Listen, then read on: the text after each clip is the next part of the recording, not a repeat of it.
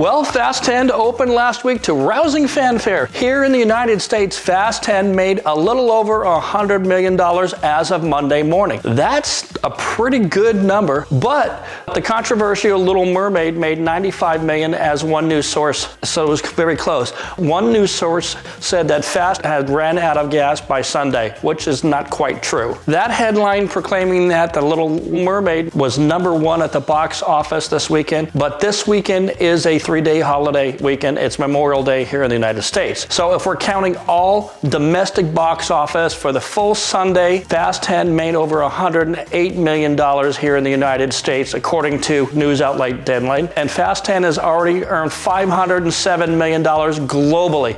That, my friends, shows the power of this franchise. So, is this movie going to be the highest grossing movie in the Fast franchise? I doubt it. So we'll get to the good, the bad, and the ugly right after this message from my sponsor. Have you ever Googled your name? If you have, you were probably shocked to see some of your personal information floating around for the whole world to see. Every once in a while, I Google myself just for fun. I'm always surprised what kind of things are floating around the internet. It's just creepy that these companies have this information on me. So this is what they do. These data brokers are making money hand over fist by selling your info to robocallers, spammers, and in some cases, much worse. This is why I'm talking about today's sponsor, Aura. Aura can identify data brokers who are exposing your information and then submit opt-out requests on your behalf. Brokers are legally required to remove your info if you ask them to, but they make it super hard to do that. So let Aura handle all of it for you. Now you can get off of all of those lists. You can try Aura free for 2 weeks using my link here below, aura.com/Craig. Aura does so much more to protect you and your family from online threats that you can't even see. It's really easy to set up, so you don't have to bother downloading several different apps just to get things like parental controls, antivirus, VPN, password management, identity theft, insurance, and even more. You get everything at one affordable price. So let Aura do all the hard work of keeping you safe online so you can focus on other tasks with peace of mind.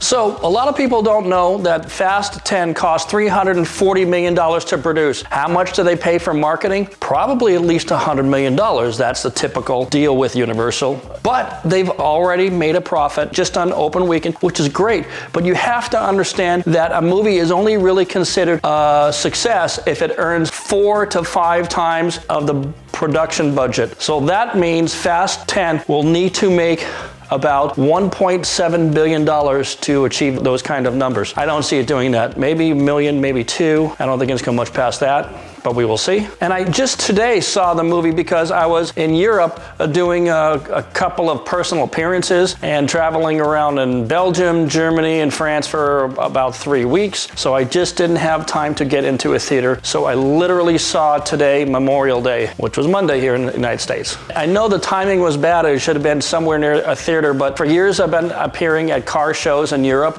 signing autographs, all that kind of thing. So during the past 3 weeks at my appearances, I took that opportunity to ask hundreds of people about what they think of the movies, and I got an earful.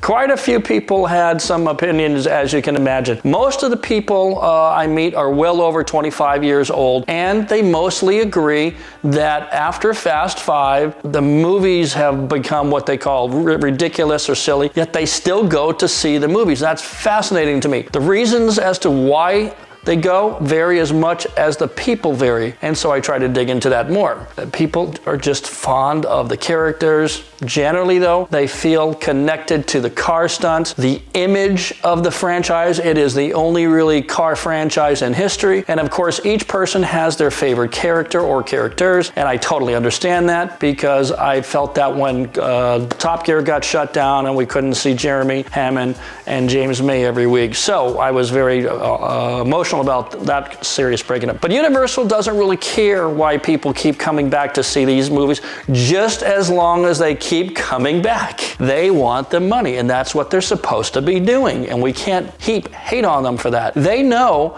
that these movies don't have to try to win Academy Awards. It's never going to happen with this acting. The only barometer of success for Universal is the profit. That is it. And that's not even my words, although I've mirrored that sentiment for many years. In fact, Ludacris was quoted last week saying the exact same thing during a recent appearance on the All the Smoke podcast for the latest installment in the series. Ludacris was asked about why the Fast and Furious cast continue to reprise their roles in the franchise as if their appearances are just endorsing silly movies. The star had a brutally honest and very explicit response for the reason why, and I'm going to read it to you right now. Basically, he said, and I'm quoting, "That's the dumbest question in the world," which I've been saying that for 7 years. And I'm going to tell you why. Because no matter what industry we're in, podcasts, music, movies, it's all about a bottom line. It's all about making money. It's all about how much you spend compared to how much you make. That's it. That's the only thing that matters. Are the movies good? Maybe not. Are they great? Nope, maybe not. But we're making billions of dollars. I've been saying this for 7 years. And he went on to say, when some of you all keep saying, why the do you all keep shooting these movies? Let me tell you why. Because if you spend $200 million and you make $1 billion, who in God's name is going to tell you to stop shooting these movies when you're making $800 million? Case closed. Don't ever ask that question again, because if you do, he alluded to the fact that maybe you're dumb, ignorant, or uneducated, or all of the above. And he's right. I mean, it's privately, I've heard a couple of people working in the franchise say that the movies are ridiculous. We don't care. We're making money. And I can understand that some younger viewers might not understand this reasoning. You know, they want to be, what's the word I'm looking for, charitable, or they want to think that this is just, they should keep making these movies no matter what. I've always used the hamburger restaurant analogy. If you own a hamburger restaurant and you're making $100 million a year, but many people say on social media that your food is terrible, are you going to shut down your restaurant while hundreds of people are coming to your restaurants every day and you're earning $100 million a year? No, of course not. You're going to keep making it even though the critics don't like it. So why I get those questions off as I cringe, the answer is because they are making money hand over fist. There's nothing more to it. It's not like they think they're going to be great movies only in their heads with the egos, with some of the actors. I won't mention any names, but you can bet that a good number of people on the cast and the crew think the stories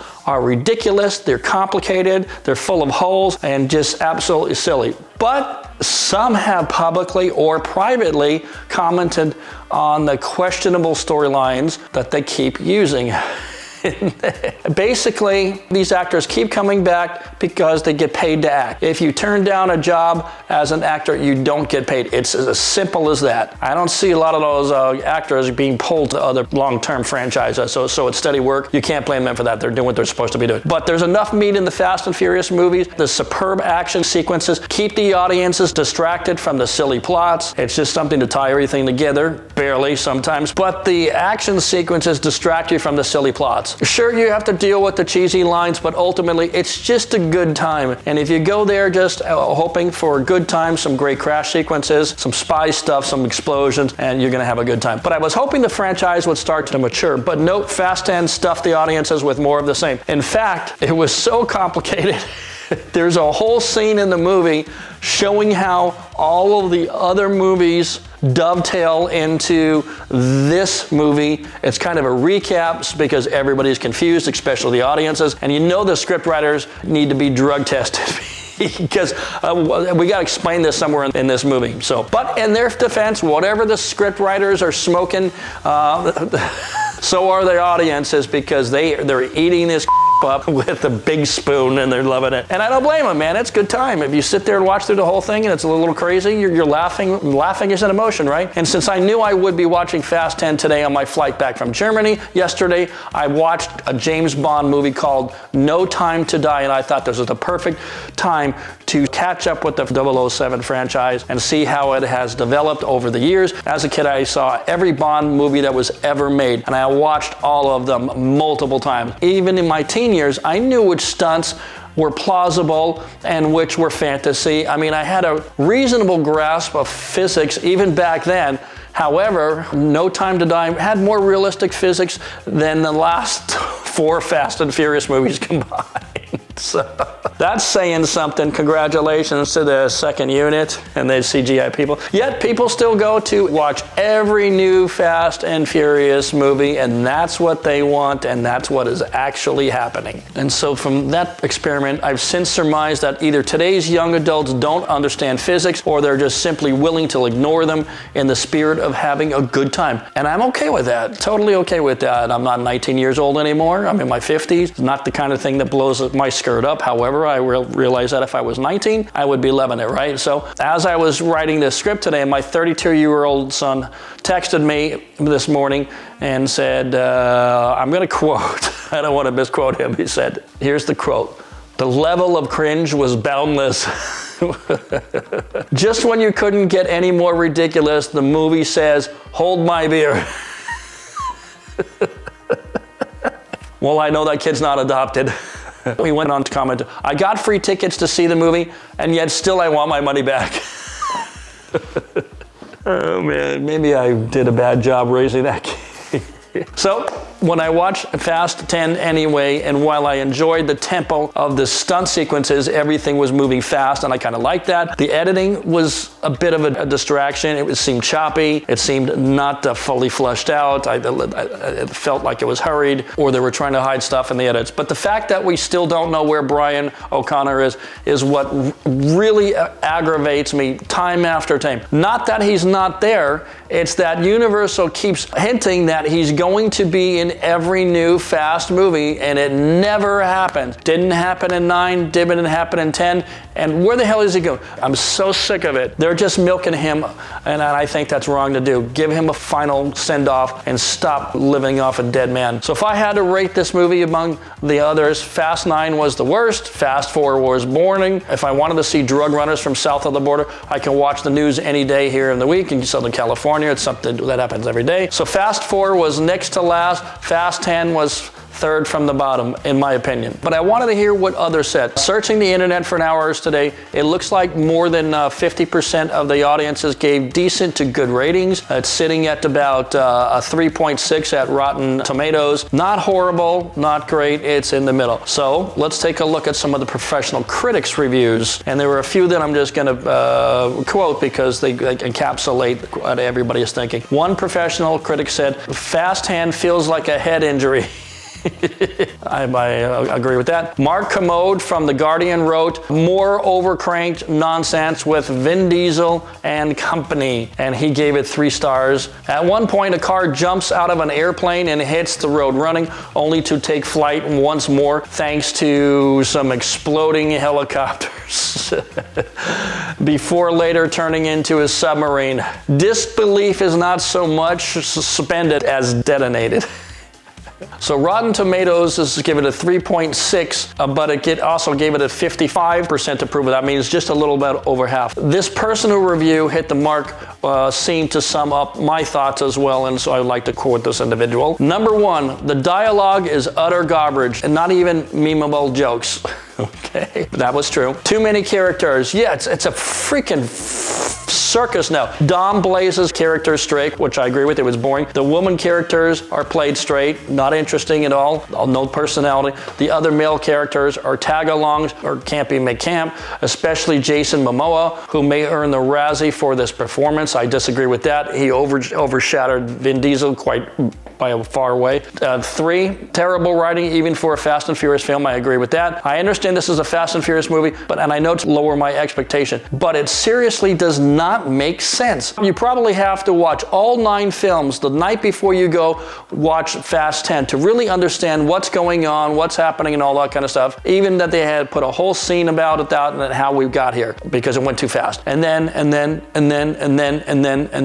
the writing, that's the same thing over and over again. The editing, he said the same thing I said, that the editing sucks. The film was sliced and diced and sewn together with barbed wire. So many scenes have hard cuts to different places or different angles where the cameras are centered and the characters are in mid-movement. It's even to watch them moving across the set, it was just jarring facial expressions, and it just really awkward. So that was really tough to watch that. We can't forget that even Justin Lin, the previous director, walked away from this movie because of disagreements about several elements in the story, script issues, and scheduling. So if he walked away, that is a giant red flag, like, oh, this thing's gonna be a hodgepodge of nuts, and basically it was. But let's be honest, educated movie critics are not going to be singing the praises of a movie with the script that was written by a committee with dictator Vin Diesel overriding any logic on a whim. So you see what we got here, ruled by committee. It's never gonna work out that way.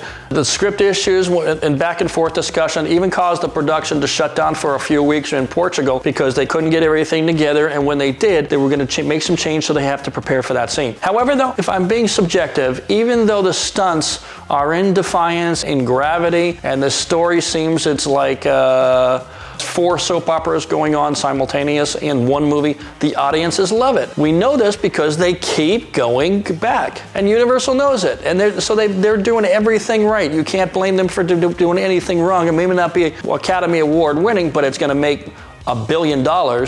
These audiences come back to see their favorite family members. Otherwise, nearly everyone who has appeared in this Fast film makes quickie cameo, and it was a little bit bothersome as well.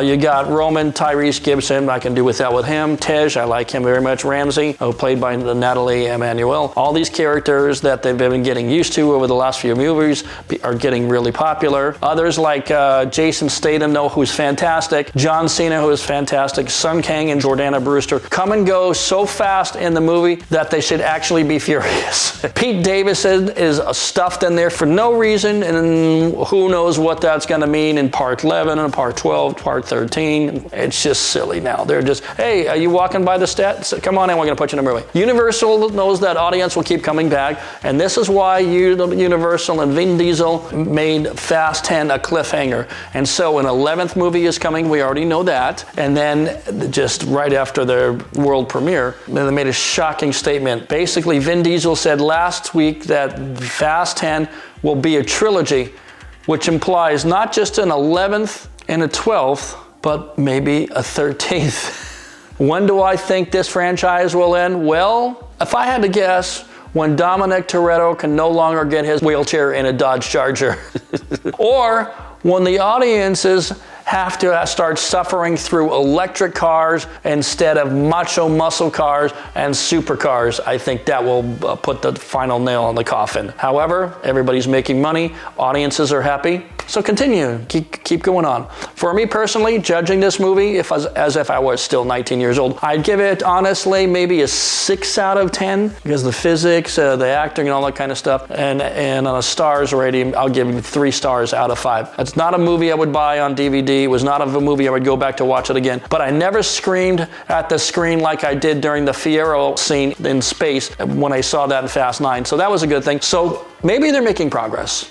And lastly, I think audiences are getting really agitated by characters that die only to return in a later movie. It's cheap, it's smack a bad junior high school play or a telenovela. Frankly, it's embarrassing at this point. They gotta stop that stuff. There has to be consequences when people die. So let's see if all the people that died in Fast 10 really died. But the franchise is now a $7 billion enterprise, despite the fact that the emperor has no clothes, as we say to my generation. So for most people, these movies are fun and packed with action. So what if the physics don't work? What if the dialogue is silly and cringy at times? It's supposed to be entertaining. If you're laughing, if you're screaming, or if you're mad, all those things are emotions. And so that's entertainment, is it not? Are you not entertained? But I would like to make one recommendation if I can. Can someone please drug test the scriptwriters? Please. So that's going to be it for this time. So don't forget to like and subscribe if you like my content, and I'll see you next time. Thanks for watching.